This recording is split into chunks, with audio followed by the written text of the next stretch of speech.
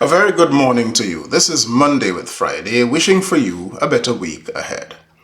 My definition of politics, framed from everything I know about economics, sociology, law, justice, ethics, theology, and leadership theory and best practices is this. Politics is the three-road intersection of people, power, and purse. Everywhere there are people, a few people, who hold enormous power. With it, they hold either the key to or directly the reins of the purse, the public purse, that is, resources of all kinds. In religious thinking, I'd say it's a few people holding enormous power in order to distribute all of God's resources, the purse, or God's patrimony, among the masses of God's other people who don't hold as much power as those privileged few. Now, politicians too are people, although some badly behaving ones may tempt us to call them a raft of other names. They are a minority of people who hold immense power, and with that power, the primary role they ought to play in society is decision-making about the distribution of the public purse between the majority of people and the equitable and fair distribution thereof of those resources. Now, I invite those of you who are not particularly interested in Jesus to bear with me for a moment as I address those people who are interested in Jesus. This is going to be very important for both categories of people. In the Gospel of St. Luke, chapter 4, Jesus enters the Jerusalem temple at the start of his public service, and he declares, "The Spirit of the Lord is upon me. He has anointed or commissioned me to preach good news to the poor. He has sent me to proclaim freedom for the prisoners and recovery of sight for the blind, to set the oppressed free, to proclaim the year of the Lord's favor, or the favorable year, or the year of Jubilee, depending on which translation you read." Now, I call that a manifesto. Not that I want to make of Jesus a politician. In that manifesto, I hear his concern for the power abuse by the few upon the many, whom their policies, greed, and sometimes vindictiveness make poor. I hear his concern for the abuse of power by the few who hold it upon the many, whom they improperly, unjustly, or excessively imprison. And I'm saying that as I live in a country which is the most incarcerating nation on the face of the earth, the United States. I hear Jesus' concern for the abuse of power by the few who hold it, upon the many whose blindness they exploit for personal gain, instead of helping them see the light and telling them the truth. They lie to them over and over and over again, even if they call it truth social.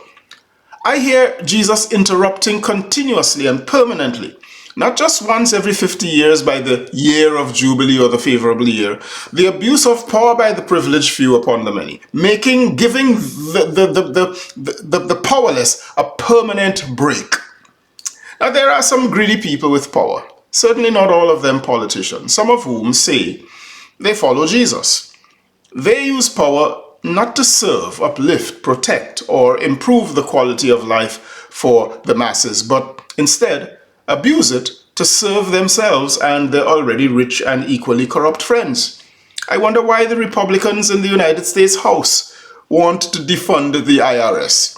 Isn't the IRS there to catch people who steal from the public purse, thus becoming rich from dishonest gain and thereby impoverishing the rest of us? Doesn't the Speaker and his party know that we accurately read them when we say that this move could only be about enriching their already rich and corrupt friends? Politicians like this abuse power to create a wild, wide, and wicked imbalance in the distribution of resources among the people, creating the very rich and the very poor, the very well and the very sick, and the very alive and the very dead, the poor, sick, and dead, who preoccupied Jesus his entire ministry. These power abusers miscarry justice, withholding and often bending justice, resulting in those who get justice because they have money versus those who are profiled, imprisoned, unrepresented, and forgotten to rot in prison or face the executioner either because of their skin color or the absence of a bank account. These are the imprisoned who concerned Jesus. And we all watch those rascals do all that. And some of us who do still return them to office.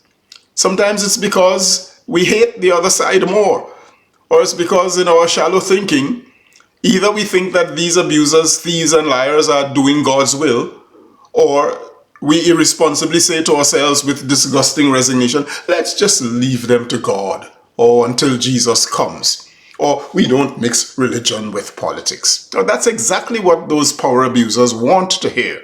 And they laugh all the way to the bank and to their next election. And on the other hand, those folks who, when Christians and or religious people do advocate for the poor, do advocate for the imprisoned, the exploited, the abused, and do challenge the power abusers, be they the government or religious powers gone evil, just like Jesus did, those people watching us do that shouldn't shout at us, get back in your lane, go back to church things, this is not your place. I say no, never. If I can help it, no power abuser shall go to a comfortable bed tonight without hearing my voice of loud dissent, my fist of protest, and my rebuke. And they shouldn't without yours either, whoever you are. Please like this video and share it with someone, and please subscribe to my channel. I am Michael Friday, and your week just got better. I'll see you again next week. Happy Monday, all the way to Friday.